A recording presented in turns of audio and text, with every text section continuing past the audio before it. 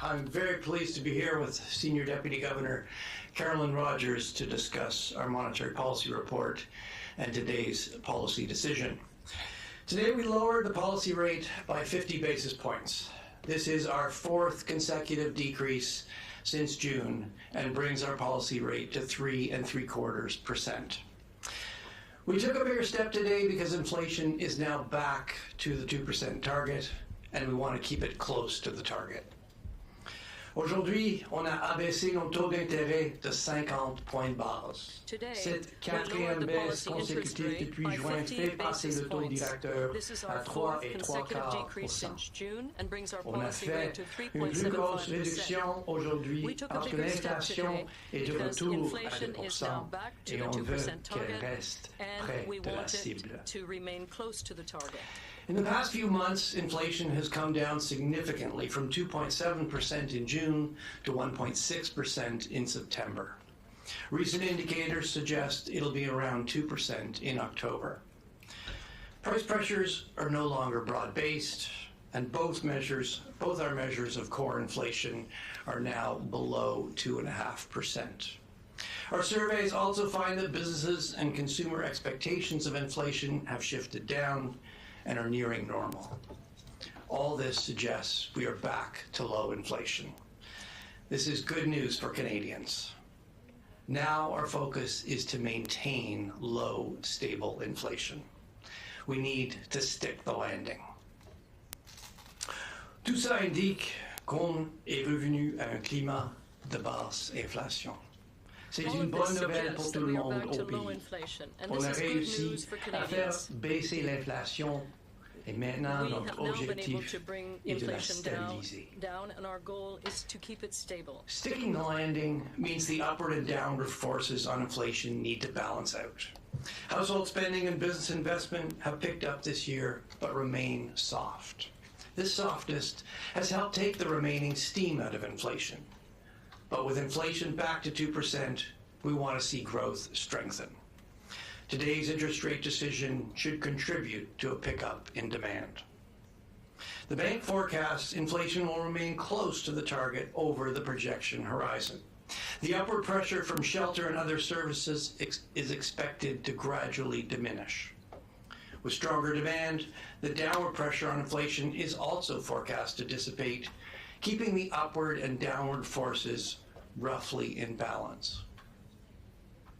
If the economy evolves broadly in line with this forecast, we anticipate cutting our policy rate further to support demand and keep inflation on target.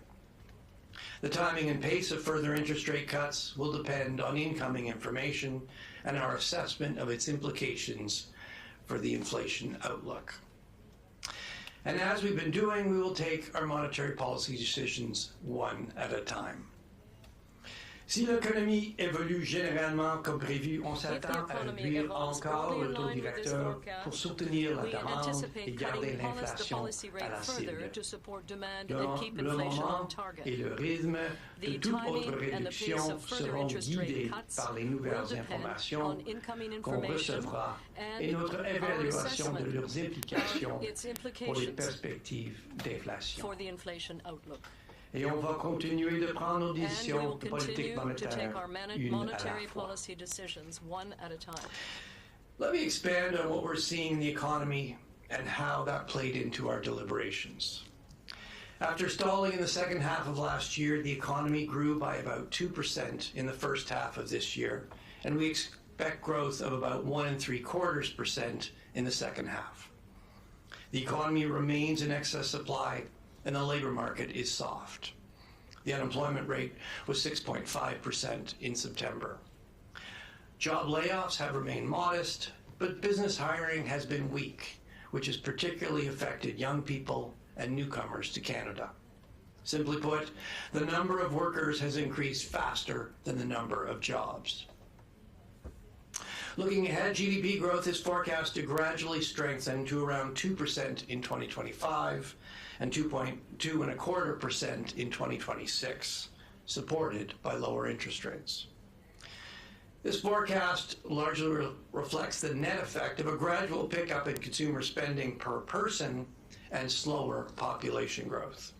We also expect growth in residential investment to rise as strong demand for housing lifts sales and spending on renovations. Business investment is expected to strengthen as demand picks up, and exports should remain strong, supported by robust demand in the United States.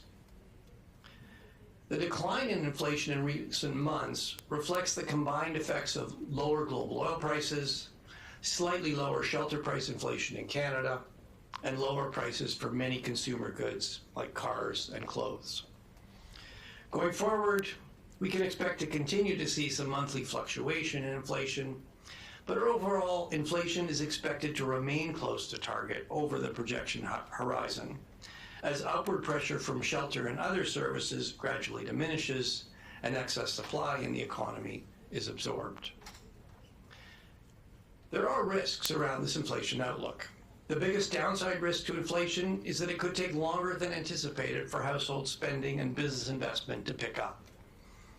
Our recent surveys suggest businesses expect subdued sales, and their hiring and investment plans are modest.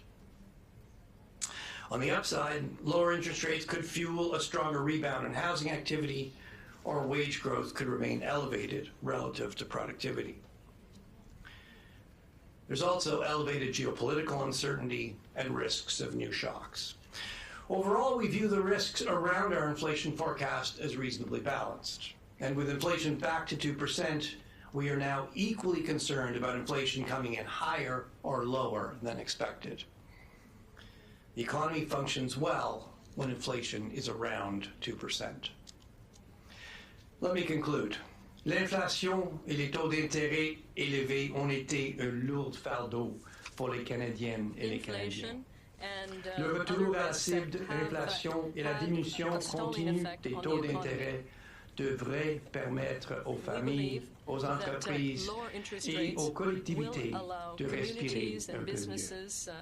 La Banque s'engage à maintenir la stabilité des prix pour la population canadienne, en garder l'inflation près de la cible de 2%.